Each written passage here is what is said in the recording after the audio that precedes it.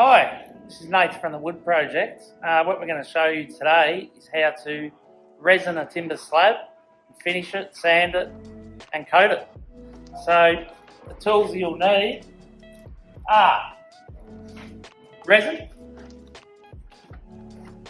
you'll need a heat gun, you'll need wrestling mat tape, I'll talk about that later, you'll need a stirrer, a couple of jugs, you'll need, you don't have to, but a tack cloth, a microfiber roller kit with a 4mm nap, some hard wax oil, we'll come over here, your compressor,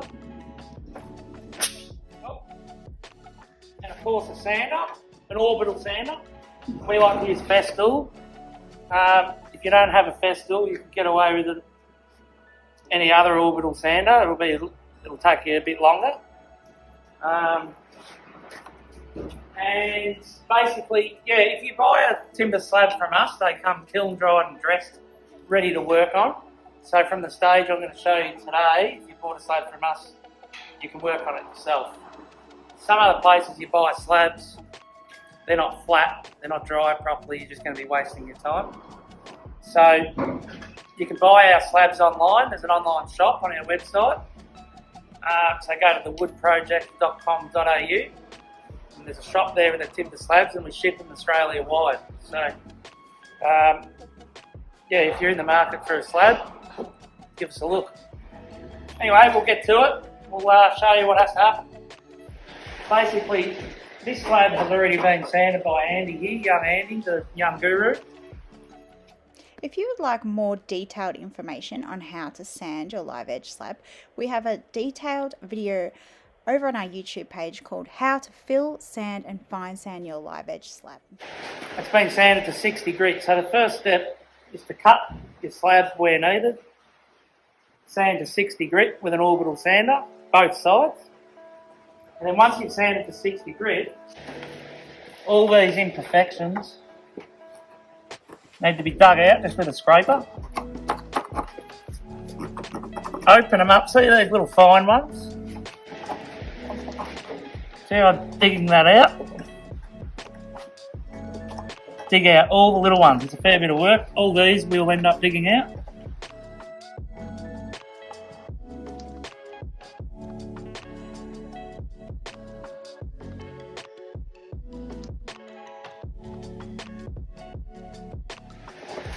And then ones like this, the larger ones, if you come over here, you can see that there ain't much wood under there because this imperfection, this split actually runs that way.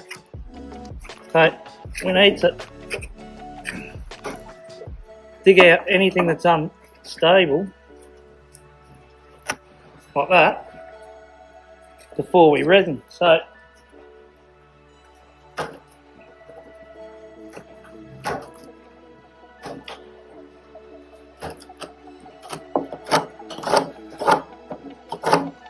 get down some more solid timber under there, scrape it away, come right up to the end, scrape it all the way, get rid of any loose timber.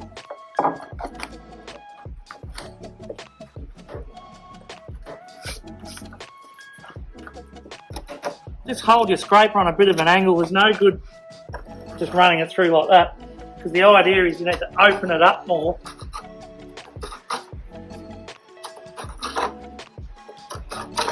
so you can actually pour resin into it. So if we have a look at what Andy's doing there, I'll keep going here. Now this step can take, depending on the slab, this step could take a good 45 minutes to prepare this for resin. The section here, I would dig that out completely. See how loose that is? Out she comes, mate. Bang. Take it out. So that'll just get a nice clear resin. You don't have to use clear resin, you can use black. People use all sorts of colours, but I'm not into that. The reason why we open all these up, see, I'm only just touching that with the scraper. See that little one there?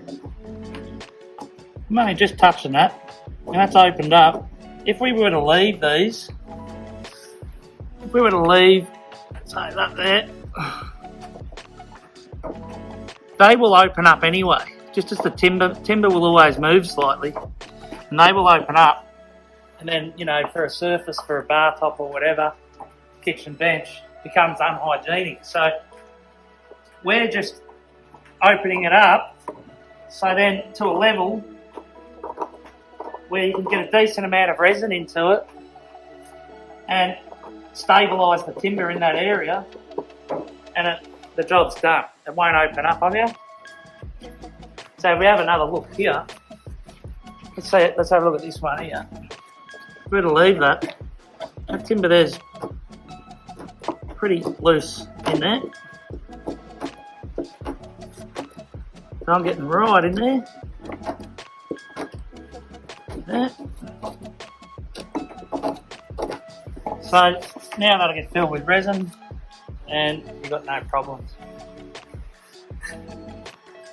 So we'll keep going here. A lot of work over here, guys. Maybe we need to look at this too. So, why am I doing all the talking, Andy? What are you doing, mate? Now, over here, anything that's loose, dig it out. Just scrape it out. Now you can either leave this open and sand it, and then coat it with your wax oil, or you can fill it with resin.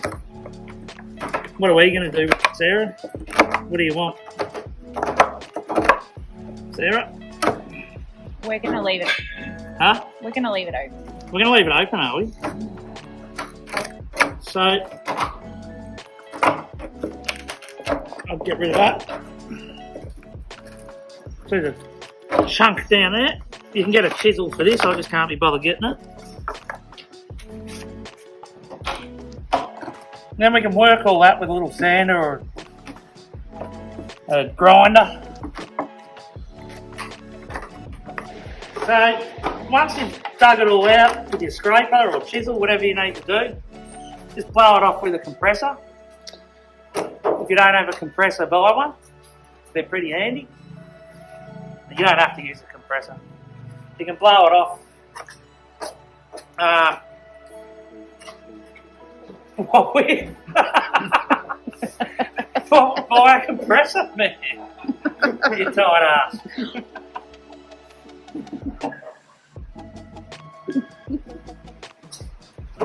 I don't know. If you haven't got a compressor, just blow it off and something your breath. We're finished prepping for resin. The slab's been scraped out. So now, get a compressor. Blow it all off.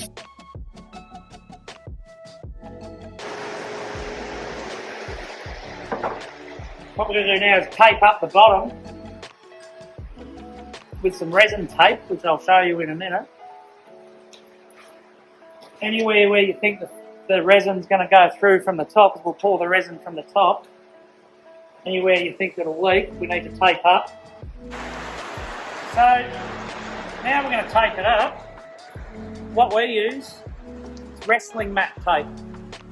So gym mats, wrestling mat tape it's called. I haven't seen a gym for a while because of lockdown too.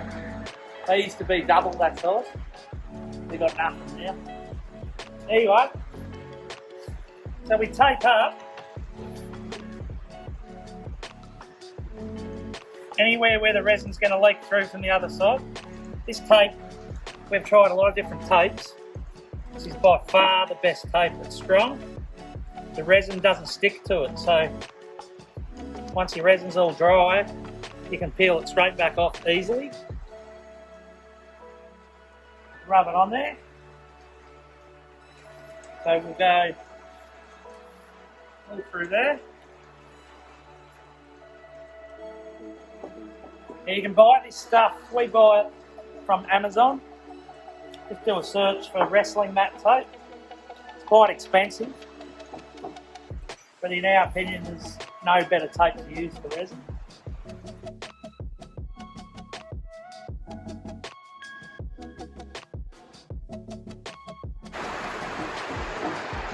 So I'll end up taping all this. Now, if we were to resin this as well, that's when we use, we've got all different shapes and sizes ready to go. Just MDF, and it's just lined with that fragile tape that you see on packaging all the time. So the fragile tape we stick over top of the MDF. If you just put a piece of MDF on there without the fragile tape, the resin will stick to the MDF and it'll be a mess. So you line it with the plastic fragile tape, chuck it on there, get your tape, tape it on. If it's a very large void, like something large, now you get a suitable piece of MDF, put it on, and if you come here you'll see the screw marks. We screw it in just with some 15mm screws, right round, and then tape it.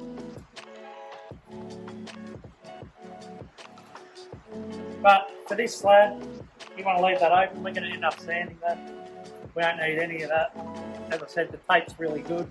You can actually, voids, say, if we have a look at these voids over here,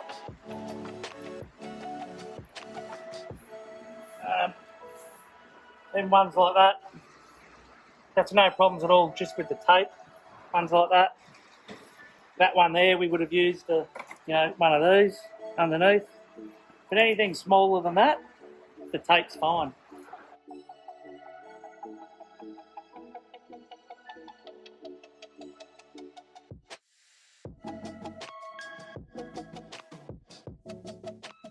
The resin we like to use is Delchem Crystal Clear, and it's a ratio of 50-50, so 50% part A, 50% part B, and you pour those. I think today we're using around 300 ml, so 150 of part A, 150 of part B, and then you make sure that you give it a really good mix.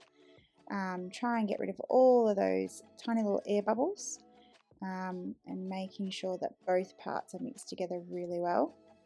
And then it's time to pour onto our slab. So we're ready to pour. It's all taped up underneath.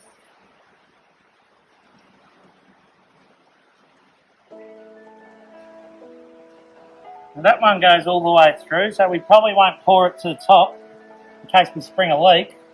What we do is, our first pour on these ones that go all the way through that'll hold a bit of resin, is we just pour about 15-20 mil. Otherwise you can come in the next morning and it's all leaked out, so you'll get a good seal, and then the idea is to come back the next night and finish it, pour it all the way to the top. If you've got the right resin, some resins will only allow you to pour 10 or 15 mil at a time. The resin we're using, we can pour up to 40 mil, no worries. So this slab's about 45 mil thick. We will, that'll leak through and we'll probably leave about 15 mil on the bottom, perfect. Same with these ones, the knots. They actually hold a fair bit of resin. If we were using a board underneath, we could pour the whole lot at once, but we're going to have to come back tomorrow night anyway. So we'll just pour 15 mil or so in there. In all these, they're all just tape on the other side. So what can happen if you try and pour the whole lot to the top is the tape can bulge underneath, and then your resin's just bulging out through the bottom. So we just get the seal underneath, come back tomorrow night, Bob's your uncle, just pour it all. So we'll get all these little ones.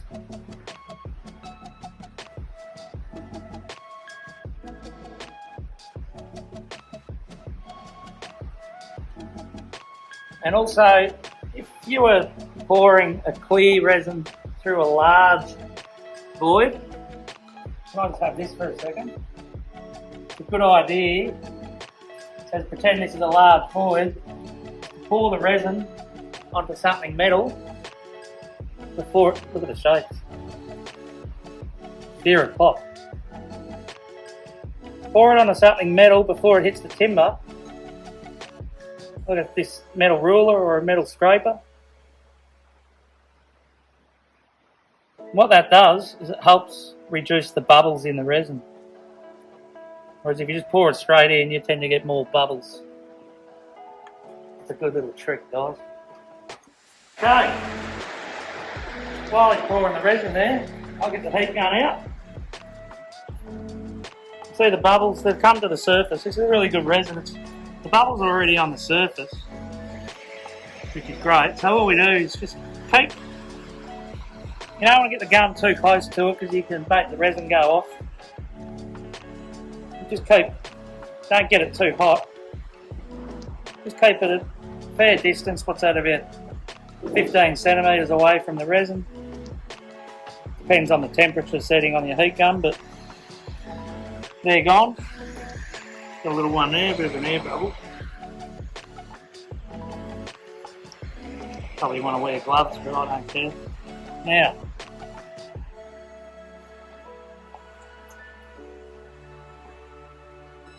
I'll just go along and following any of the ones that are filled up.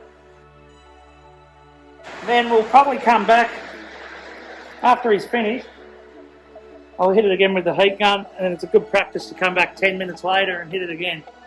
The heat gun, you might just get a couple more bubbles coming up from lower down in the resin. Then that's it. This Dalchem resin, we generally get about half an hour working time with it. It starts to go off. It obviously depends on the temperature outside or inside, sorry. But in general, you get about half an hour. Some other resins, some deep cast resins, you've got 3 or 4 hours. But this stuff works, dries and sets pretty quick. As we need to make dust every morning we come back in, so that's why we chose this resin as well. You can fill all the little small imperfections plus the large imperfections all with the one resin. There's a lot of benefits using this resin. So after your top coat of resin, once you finish filling it, which we'll probably finish it tomorrow night, you want to leave it at least 2 days before you sand it. Alright, so basically we came back the next night and we topped up the resin. So everything's full now. We have to do 3 nights in a row. Sometimes it'll take you 3 nights. Everything is full. So we'll turn it over and we'll peel all the tape off. As I said, this tape should just come off pretty easily. Look at that.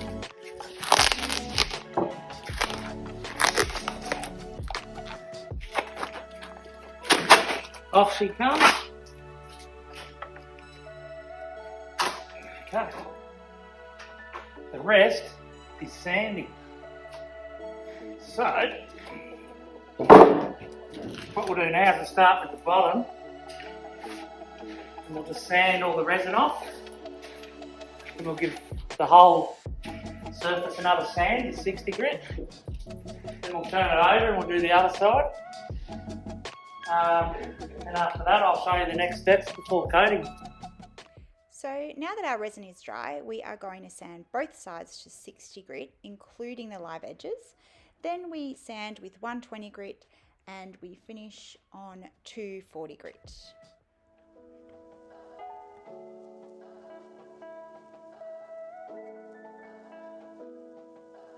So now it's ready to coat.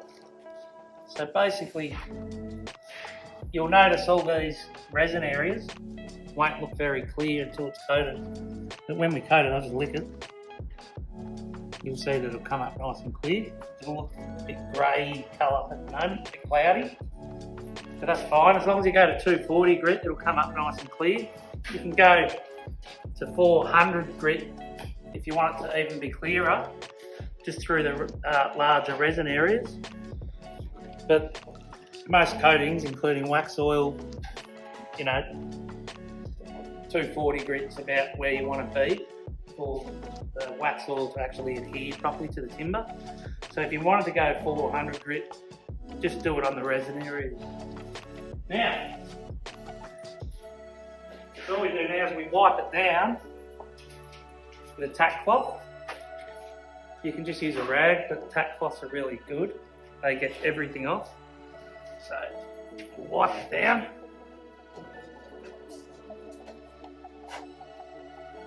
So if I wipe this down with an ordinary rag, and I think I've got all the dust off, and then I come back through with a tack rag, I get a heap more of it back off. So the tack rag's are really good, just from the local hardware. So the wax oil we're using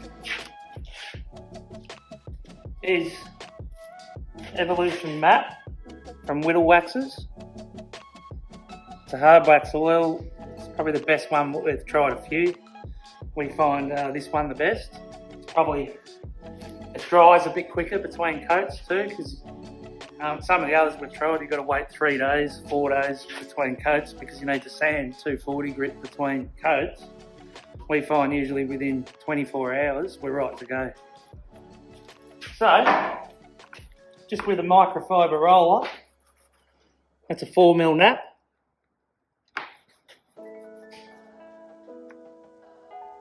You don't need to go overboard. Away we go.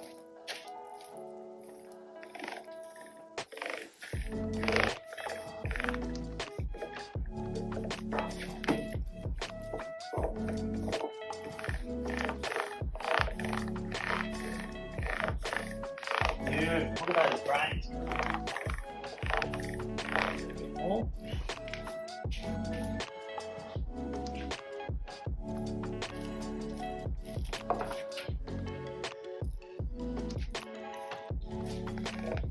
Spread it out all over the slab. You don't have to use a microfiber roller, you can use a rag or a special pad. We use the roller.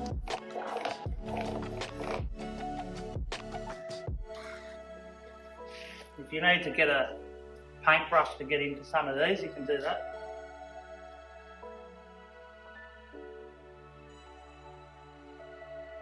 We'll have to get into there with a paintbrush. What a nice looking stud. Let me do the ends.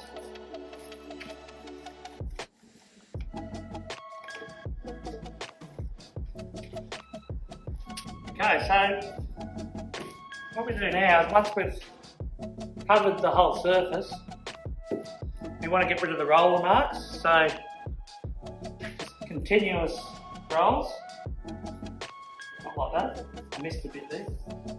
So continuous roll and work up. Up. Just overlap each time a little bit.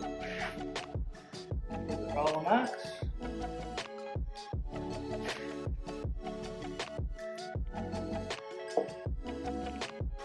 And come back and do it again. This time, hardly putting any weight on the roller. I'm not putting any weight on the roller at all.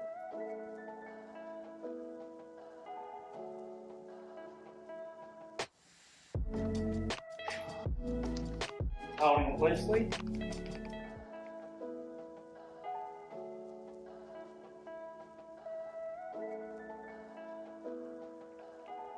Now just do it once more. I usually go 3 times.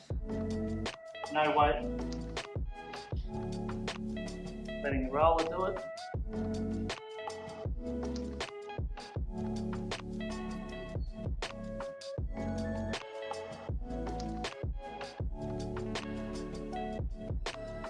If you look carefully, you won't see it in the camera. You've done a great job actually. You might see a couple of little roller marks after you've finished, but they will dry out once the wax oil is dry. And being the first coat, it doesn't really matter, but I can't even see a roller mark in there. So what we do is We leave that for at least 24 hours, it depends on the weather. Then we'll come back, give it a 240 grit with the grain by hand, just lightly. And then we're ready to do the second coat. Same for the third coat. What we do is 2 coats on the bottom, 3 on top and sides, and it's done. After the third and final coat, you're best to wait 2 or 3 days and just give it a 1200 grit by hand, very lightly, 1200 grit sandpaper, and you'll get a super smooth finish. Hey, that's now finished. It's had 2 coats of hard wax oil on the bottom, 3 coats on the top and sides, and I've got to say, it's come up amazing. So that's Evolution Matte Hard Wax Oil. The grains in that are beautiful. All our slabs do come up amazing, I've got to tell you. So now that, through our videos, you have the knowledge yourself to be able to work on a slab that's kiln dried and dressed. Have a crack at doing it yourself, or if you're not confident, head to thewoodproject.com.au, send us your inquiry, and we can finish it for you. Whether it's a vanity top, this one's a coffee table, whether it's a bar top, kitchen benches, dining tables, we do it a lot. So just send your inquiry, or head to the shop, buy a kiln dried slab, send it, we'll freight it to you, and have a go yourself. We'll catch you.